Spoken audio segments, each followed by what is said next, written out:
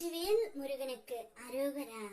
என் அன்பு குழந்தையே, உன் துணையுடன் நீ சேரும் நேரம் வந்தால் மட்டுமே இப்பதிவை உன்னால் கேட்க முடியும். நீ இப்பொழுது உன்னுடைய வாழ்க்கையில் நிலை குலைந்து தன்னந்தனிமையில் நிற்கின்றாய். உன் துணையை பிரிந்து தவித்துக் கொண்டும் வருகின்றாய். நீ விரும்பியவர், நீ நேசித்தவர் உன் அன்பை புரிந்து கொள்ளாமல் இருக்கின்றார் அல்லவா? கவலைப்படாதே பிள்ளையே, உன் அன்பை நான் அவர்களுக்கு புரிய வைக்கின்றேன்.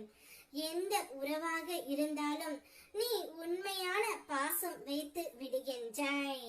ஆனால் அதே பாசம் மற்றவர்களிடம் கிடைக்க வேண்டும் என்று நீ நினைக்கின்றாய் பிள்ளையே. அதில் ஒன்றும் தவறு இல்லை.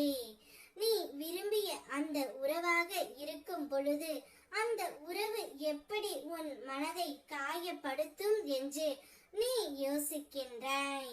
நான் இந்த அளவிற்கு அன்பு வைத்திருக்கின்றேனே, ஏன் அந்த உறவு என்னை புரிந்து கொள்ளாமல் சென்று விட்டதே என்ற உன்னுடைய ஏக்கம் எனக்கு புரிகின்றது. துணையின் வீட்டிற்கு சென்று உன்னுடைய அருமையை எடுத்து உரைத்து உன் துணையுடன் உன்னை நான் சேர்த்து வைப்பேன் தங்கமே. உன் துணையுடன் நீ சேரும் நேரம் வந்தால் மட்டுமே இப்பதிவை முழுமையாக உன்னால் கேட்க முடியும். அப்படி நீ கேட்டுவிட்டால் எங்கு இருந்தாலும் உன்னுடைய துணை உன்னை தேடி வந்து விடுவார்.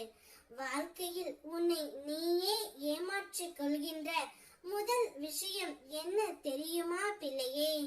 நீ பாசம் வைத்த அனைவரும் உன் மீது பாசம் வைத்து இருக்கிறார்கள் என்று கற்பனை செய்வது தான்.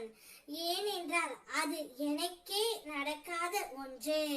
தாராளமாக பிறர் மீது அன்பு வை. அதை திரும்ப ஒரு நாளும் எதிர்பார்க்காதே. வாழ்க்கையில் நீ யாரை வேண்டுமானாலும் நேசி. ஆனால் அதே அளவிற்கு உன்னையே நேசிக்க வேண்டும் என்று ஏங்கி தவித்துக் கொண்டு இருக்கின்றாய் அல்லவா? அந்த வாய்ப்பை உனக்கு உன் அப்பா நான் தரப்போகின்றேன். நீ மகிழ்ச்சியாக இருக்கக்கூடிய காலகட்டம் இது.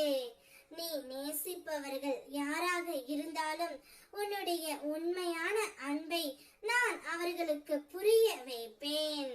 உன்னுடைய அன்பின் ஆழத்தை நான் அவர்களுக்கு எடுத்து உரைக்க போகின்றேன். உன்னை தேடி அவர்களையே தேடி ஓடி வர செய்ய போகின்றேன். உன்னுடைய துணை மனம் மாறி உன்னிடம் வந்து விடுவார்.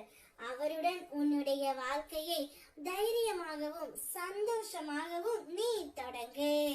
வெற்றிவேல் முருகனுக்கு அரோகரா.